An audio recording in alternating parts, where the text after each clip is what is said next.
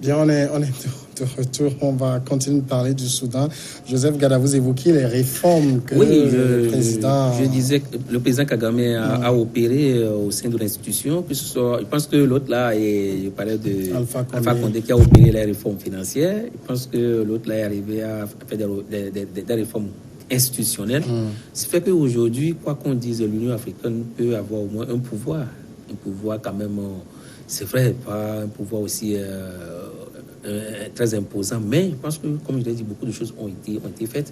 C'est fait que, vous l'avez remarqué, que dès que la décision a été quand même prise, vous avez vu qu'en majorité, les organisations, comme je l'ai dit, les organisations internationales quand même ont appuyé, ont porté quand même leur adhésion. Donc, c'est pour dire tout simplement que le Conseil des militaires doit faire extrêmement attention. Tout à l'heure, on parlait, la décision même allait jusqu'à dire, bon, il faut geler même leur compte et geler même leur interdit même de voyager. Alors, vous savez que quand vous êtes enfermé chez vous, donc personne ne peut venir, même vous ne pouvez pas vous déplacer, alors que normalement, dans ce genre de crise, des fois, il faut se déplacer, aller voir aussi, surtout ceux qui vous soutiennent. Tout à l'heure, on parlait de la Russie, on parlait de la Chine. Vous savez que cette histoire, moi j'avais eu peur de cette histoire parce que au moment où le peuple était descendu dans la rue, on voyait, entre parenthèses, la main des États-Unis derrière tout ça. Mais vous savez que là où il y a les États-Unis, là où les États-Unis passent, n'oubliez pas que les États-Unis ont en face aussi la Russie et la Chine, tout ça. Donc, c'est pour ça que vous allez voir que même au niveau de l'ONU, la Chine dit non, pas question. Même la Russie dit pas question. C'est ça. Donc, parce que, quel qu'en soit tout ce qu'on dit quand les éléphants se battent, ah oui, mais les zèbres quand même souffrent. Mais vous savez voir qu'aujourd'hui, c'est la guerre qui oppose la Russie, les États-Unis et la Chine, tout ça aujourd'hui, ça a des répercussions à travers ces petites crises qui naissent un peu partout dans le monde. Donc moi, j'ai dit... je suis étonné parce que depuis là, je n'ai pas encore eu l'avis de Donald Trump par rapport à la décision de l'Union africaine, parce que c'est important aussi, il faut le dire. Je pense que là où nous sommes, quoi qu'on dise, je pense qu'en Afrique, nous devons être sérieux. De toute façon, on commence pas à être sérieux. Nous sommes des journalistes, nous faisons le travail de journalistes. Les politiciens feront leur travail de politiciens, les militaires feront leur travail de militaires. Donc, je pense qu'il faut mettre quand même du distinguo dans les choses et que rapidement le Conseil des militaires puisse quand même comprendre que ce n'est pas de leur quand même rôle de prendre le pouvoir et de diriger comme ils le souhaitent, mais quand même rapidement de donner le pouvoir aux civils et que les choses quand même puissent revenir. Chris, est-ce que l'autre chose qui fragilise un peu la décision prise par le Conseil paix et sécurité de l'UA, c'est pas la présidence même du Conseil assurée par le maréchal Abdel Fattah al-Sisi, président égyptien. On se rappelle la tournée du chef des militaires. Ça a commencé par l'Égypte, qui est un soutien du Soudan. Aujourd'hui, comment appliquer une décision dont le président de l'instance qui sanctionne est un soutien de la junte militaire? Non, je crois qu'en prenant le pouvoir, Al-Sisi avait dit qu'il va continuer dans le sens des réformes qui ont été mises en place par Kagame. On estime qu'il va tenir parole. Et je crois que, pour revenir un peu sur ce que M. Gada dit tout à l'heure, c'est que Donald Trump, par la voix du secrétaire d'État, s'est déjà prononcé sur le sujet. Ils avaient déjà invité Arabie Saoudite à intervenir, même avant même le carnage, à intervenir auprès de la junte, et après le carnage, à dire qu'il faut que l'Arabie Saoudite, si possible même, intervienne, s'il le faut, avec des moyens plus appuyés. Et c'est pour cela que d'ailleurs la junte, aujourd'hui, il y a une fissure au sein de la junte. On a même constaté que ceux qui sont intervenus sur cette place-là, ce n'est pas l'armée de base, mais c'est cette armée de milice-là, et dont le directeur est le numéro 2 même de la junte, et que présentement, même aujourd'hui, même il est question que celui-là passe derrière le rideau, tout simplement de lâcher prise. Et je suis sûr que dans les jours qui suivent, il ne va plus faire partie de cette junte-là, parce qu'il est accusé d'avoir formaté cela, et que ce qui a été fait sur la place là, avec le carnage qu'il y a eu, ça ne vient pas, ce n'est pas une décision de toute la junte, mais c'est une décision tout simplement simplement de quelqu'un qui depuis toujours, qui ne parle pas, mais qui agit dans l'ombre, et pour ce coup-ci veut évacuer cette place-là et permettre aux militaires de garder la main. Maintenant, la question que tu poses, c'est de savoir est-ce que ce n'est pas au niveau de la présidence. Je crois qu'il est vrai qu'il faut avoir l'assentiment de la Ligue arabe, parce que on n'oubliera pas de sitôt que quand le président ou l'ex-président soudanais, parce que moi, le Béchir même est recherché par la CPI. Cependant, il a fait un certain nombre de voyages à travers le monde, notamment dans les pays arabes. Donc, il faut que, même quelle que soit la position de Trump, quelle que soit la position de l'ONU, il faut avoir l'avis favorable de la Ligue arabe, des amis du Soudan, pour qu'on puisse asseoir cette punition-là qui contraigne la junte. Parce que je le rappelle encore que très récemment, la junte a fait le tour dans ces pays amis-là et elle a été sans doute rassurée. Mais aujourd'hui, ces pays n'ont pas vraiment condamné la répression. Du tout. Même maintenant, ces pays-là vont avoir affaire aux États-Unis qui estiment qu'un pas a été franchi. Il faut que la junte-là recule pour donner le pouvoir aux civils. C'est vrai que ça ne va pas être un pouvoir tout civil, mais il faut que ce pouvoir soit en tout cas contrôlé par les civils. C'est comme ça que ça se fait aux États-Unis, un peu partout dans les pays démocratiques. Mais je crois qu'aujourd'hui, cette junte-là a le dos au mur et doit céder par rapport à la pression qu'elle est en train de subir. Sinon, elle va droit dans le mur. L'Union africaine elle-même, on se rappelle au départ même de Béchir du pouvoir, quand la junte militaire a pris le contrôle, avait donné 15 jours aux militaires pour transférer le pouvoir. Ensuite, elle a donné 3 mois. Et après, aujourd'hui, elle sanctionne. Elle n'est pas un peu vraiment stable dans ses positions elle-même. Non, en fait, c'est pourquoi nous disons, c'est que le destin même du Soudan est dans les mains de la Ligue.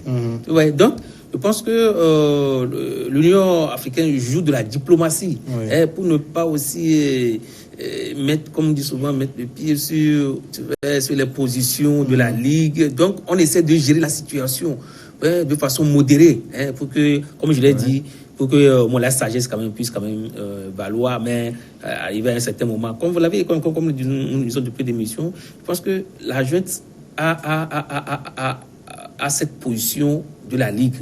On dit c'est ça. Donc, c'est comme si, par exemple, quelque chose passe dans l'espace de la CEDEAO et que vous avez la position de la CEDEAO. Donc, vous savez que les puissances aussi ne s'alignent que derrière ces commissions économiques régionales. Donc, c'est ça. Donc, ça fait que la junte continue toujours pas à hésiter. Ce n'est pas pour rien. Vous savez, même, vous ne pouvez pas imaginer, parce que la junte est en plein dialogue avec l'opposition quand la fameuse canage est arrivée. Mais comment est-ce que vous pouvez imaginer que directement la junte a dit non, nous, on ne veut plus tout ce qu'on a fait avec l'opposition jusqu'à présent, on a annulé tout. Pourquoi? Alors que ce sont des avancées, c'est pour cela même que l'Union africaine intervenait, c'est pour cela que même certains amis même du Soudan interviennent. Donc on arrête tout. Mais aujourd'hui, vous allez voir qu'après la sanction, c'est l'opposition qui prend la force. Parce que tout ce qu'on dit, l'opposition dit non, nous on ne viendra plus, on évite quand même tout dialogue, on ne viendra plus discuter. Ça aussi c'est vrai. C'est une erreur parce que, quel qu'en soit le cas, il faut aller toujours à la table pour discuter. Mais je pense qu'aujourd'hui, comme je l'avais dit, l'opposition a sa force parce que maintenant, elle a maintenant la puissance ou bien elle a la communauté internationale derrière elle maintenant. Mais voilà ce qui va se passer. La communauté internationale face à la Ligue. Comment est-ce que ce problème sera géré? Donc, c'est pour cela que j'ai commencé à avoir peur. Et ce qui m'a encore touché, c'est la position de l'Égypte. Moi, j'avais cru, c'est vrai que, vous savez que dans la Ligue, l'opposition aussi, l'Égypte a aussi une position primordial quand même par rapport aux décisions, aux grandes décisions, mais malheureusement le président de l'Union africaine c'est le président égyptien. C'est là où vous allez voir que l'Union africaine a joué beaucoup de diplomatie en donnant plus quand même ce pouvoir, ce côté de prendre les décisions au Conseil de paix et de sécurité. Là, le président est quitte, lui-même n'intervient pas, il est là, il est au regard. Alors aujourd'hui, la décision même des contestataires de refuser tout dialogue avec l'armée, est-ce que ça va faire avancer les choses? C'est une façon de faire pression, parce que cette opposition-là a été atteinte dans sa chair. Elle n'a pas encore fait le deuil de tous ceux-là qu'elle a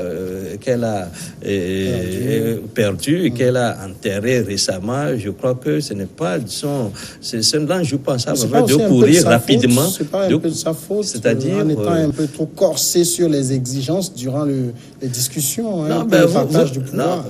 Vous savez, de toute façon, l'opposition et la junte sont sur un tandem et c'est la junte qui tenait le guidon. Donc il faut mettre parfois la barre haute pour espérer avoir le juste milieu de ce qu'on veut. Donc je crois que c'est une stratégie lors d'une négociation.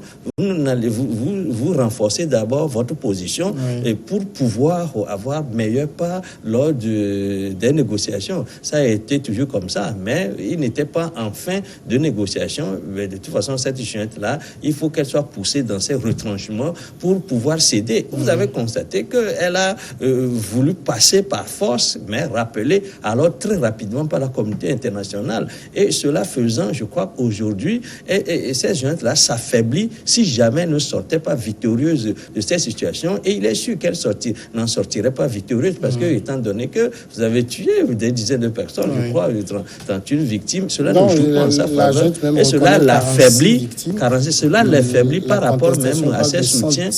Cela l'affaiblit absolument par rapport à ses soutiens de la Ligue parce que nul ne pouvait soutenir quand même qu'il y ait eu des canons de ce genre et encourager peut-être que vous puissiez en faire pire avec dans les prochains jours. Je crois que elle est affaiblie absolument par cette situation-là. On va passer au second sujet, c'est le Libéria où des milliers de manifestants anti-Ouéa sont descendus dans les rues de Monrovia ce vendredi pour obtenir de meilleures conditions de vie.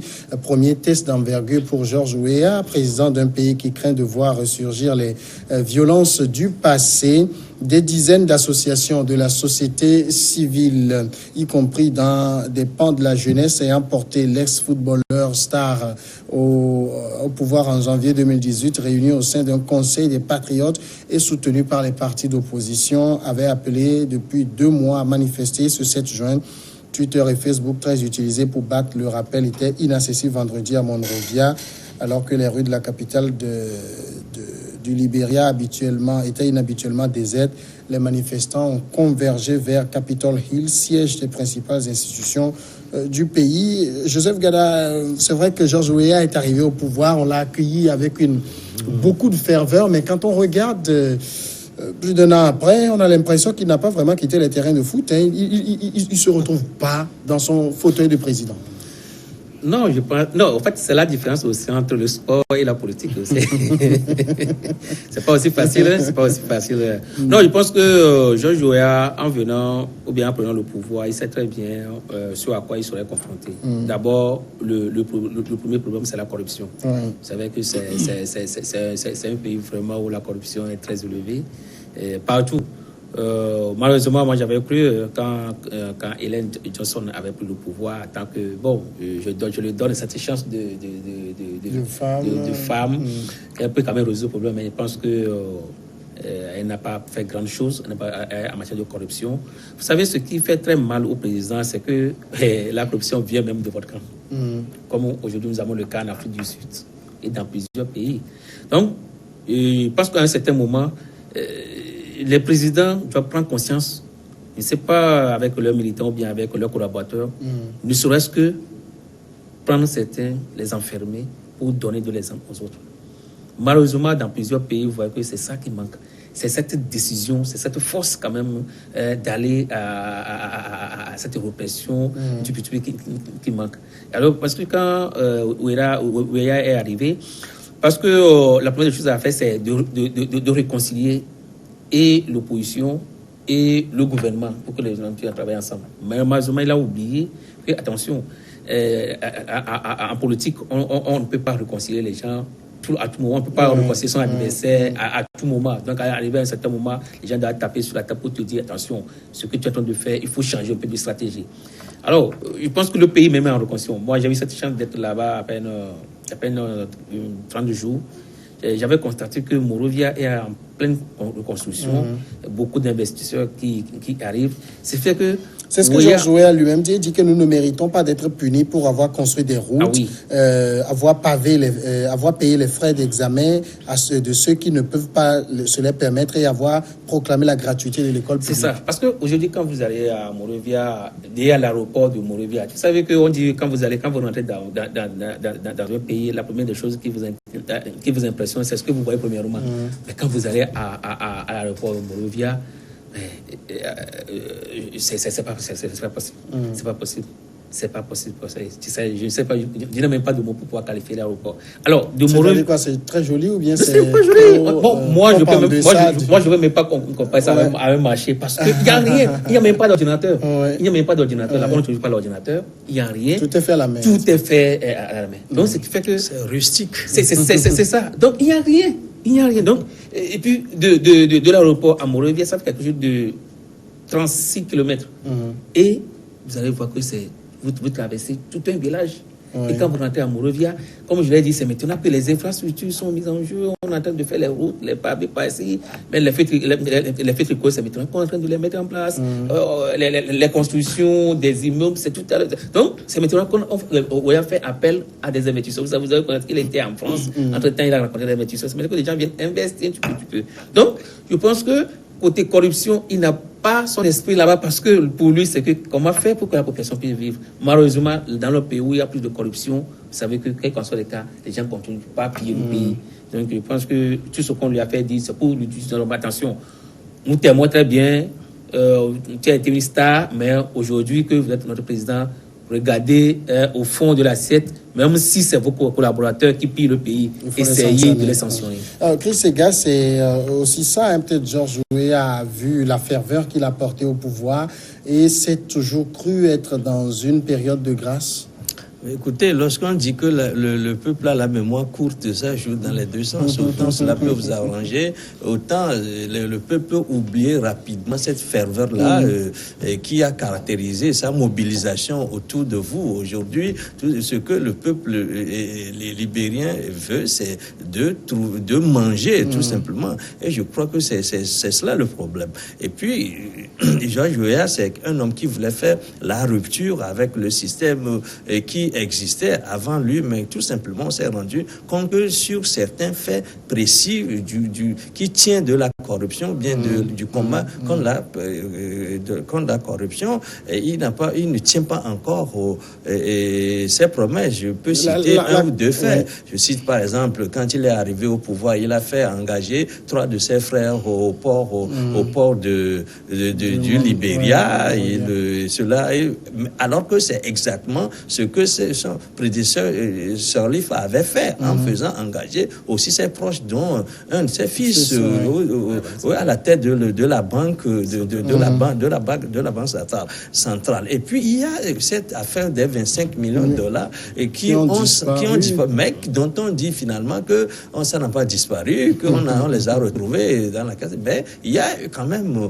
sur le plan de la corruption une enquête d'une firme américaine qui a dit que la banque centrale est très mal gérée et que c'est une gestion à la hussarde qui ne répond à aucun instrument moderne de gestion.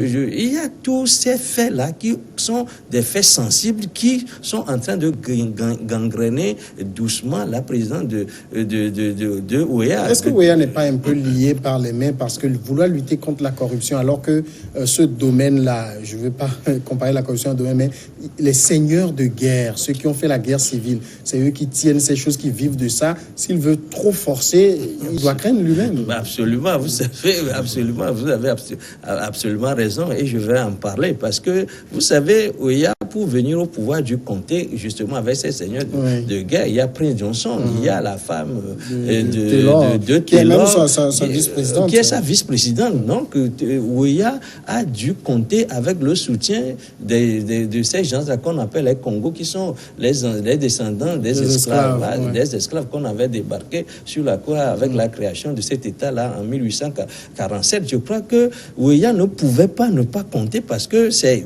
parmi eux d'ailleurs qu'on trouve les grands intellectuels, les élites, les gens les plus riches, etc. Et ce sont des gens qui ont de l'influence dans le milieu. Aujourd'hui, qu'est-ce qui même amène aujourd'hui et la manifestation qui a lieu aujourd'hui, justement, il y a le vice-ministre de la communication qui avait dit, par exemple, que les Congos qui ont essayé de déstabiliser le pouvoir de Georges Weah, etc. Mais je crois que ce que les gens craignent surtout avec ces manifestations-là, c'est cette guerre, c'est le retour de la guerre civile. Parce que ça ne fait que 17 ans que cette guerre-là a pris fin. Les stigmates sont toujours là. Mon frère l'a dit tout à l'heure, Monrovia doit être bâti. Et récemment, Georges Weah était même en Israël. Les Israéliens lui ont dit que si vous voulez que nous vous apportions notre aide, il faut nous soutenir aussi dans les instances internationales, etc. Je crois que Georges Weah, il lui reste maintenant d'être charismatique et de s'occuper de la gestion du pouvoir. C'est vrai qu'il a construit des routes, etc. Mais lorsque tu construis des routes, mais les gens n'ont rien à manger, vous savez ce qu'ils disent généralement.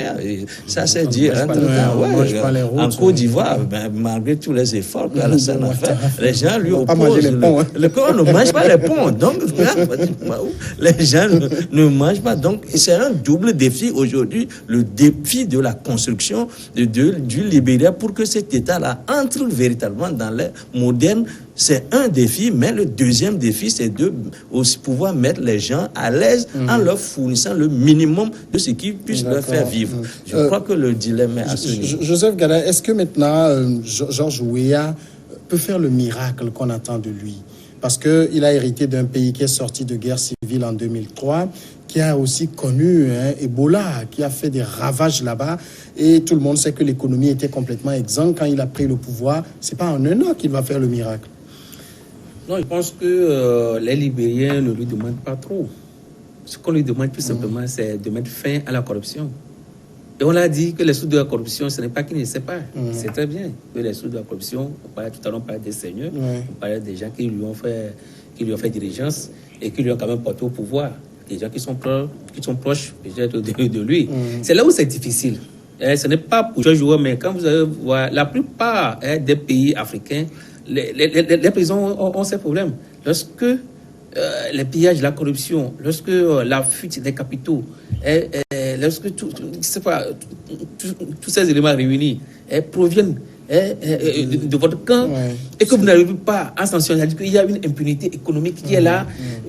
C'est compliqué, c'est-à-dire que au moment où vous-même, je ne vais pas donner l'exemple de Omar Bongo, quand il a osé, vous avez vu comment est-ce que les gens sont retournés contre lui aujourd'hui, même au sein même du parti. Donc, je pense que c'est... Ali Bongo. Je veux parler d'Ali Bongo, je veux parler de Jean Ping aussi, parce que c'est les grands réseaux, ça. Donc, ce que la personne lui demande, c'est de prendre ses responsabilités pour sanctionner les gens. Ouais. Vous savez, aujourd'hui, il y a une inflation totale qu'on ne peut pas imaginer par rapport au dollar libérien.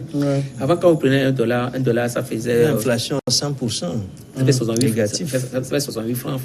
Aujourd'hui, quand vous prenez ça, ça fait quelque chose de 55. Et les gens souffrent énormément. Et je vous dis, là-bas aussi, la vie est chère. Moi, comme je l'ai dit, je ne veux pas quand même... Mais la vie est très, très chère. Moi, je me demande comment est-ce que les gens arrivent quand même à suivre. Puisqu'il n'y a rien. Il n'y a rien. Donc, du coup, c'est actuellement même... C'est même que je vois en train de construire même son palais présidentiel. Pratiquement, il n'y a rien. Donc, je pense que c'est ça. C'est maintenant que les appels aux investisseurs arrivent. On s'imagine le niveau du pays quand deux serpents chassent le président. Donc, voilà la réalité. Alors que, vous savez, le peuple est toujours exigeant. À tout moment, le peuple ne peut pas savoir comment tu fais. Et c'est de raison. Ah oui, mais les gens, quand les gens t'ont fait confiance, c'est par rapport à tes projets. projet de société. Donc, il faut commencer déjà, même c'est ça, même s'il faut commencer déjà à battre même certains arbres difficiles dans la forêt, je pense qu'il faut, c'est ce que le peuple demande. Par exemple, tout à l'heure, on vient de donner l'exemple de l'enfant de Hélène Johnson. Vous avez vu comment il y a ce cafouillage au niveau de la Banque centrale, de l'argent qui sort en pagaille, on ne sait même pas, on n'arrive pas à gérer, concrètement les fonds nationaux de la Banque centrale. Je pense que le fils de Weah a été arrêté. Oui. Oui, c'est le fils de Johnson. Il a été arrêté, je crois. Donc, je pense, oui, arrêté. Tout ça. Mais je pense que ce que le peuple demande aussi, c'est de pouvoir aussi juger les gens. Parce que, parce qu'on a pris certains, mais jusqu'à présent, on les a gardés, on ne les juge pas. Alors que, vous savez, quand on parle des seigneurs, ce sont les gens qui ont de la force. C'est-à-dire que les gens demain peuvent encore venir sur scène. Et il y a tout ça sur lequel... Oui, vous savez que et puis la guerre, ça fait plus de 250 000 morts. Tu sais, Weah aussi joue un petit peu de cette courtoisie. Comment faire pour que concilier les deux? Comme je l'avais dit, il voulait concilier les deux, mais attention à la politique. On ne peut pas passer tout son temps en politique à vouloir concilier les gens. À un certain moment, il faut taper sur la table. C'est que, sans vouloir lui couper la parole, parce que je voudrais dire que vous avez posé une question qui mérite qu'on s'y attarde. Parce que lorsque vous dites que est-ce que Weah peut faire des miracles, voilà. Et qu'est-ce qu'il avait dit lors des campagnes? Alors, lorsque vous dites, généralement, c'est ça. Le temps du peuple n'est pas le temps des réformes, etc.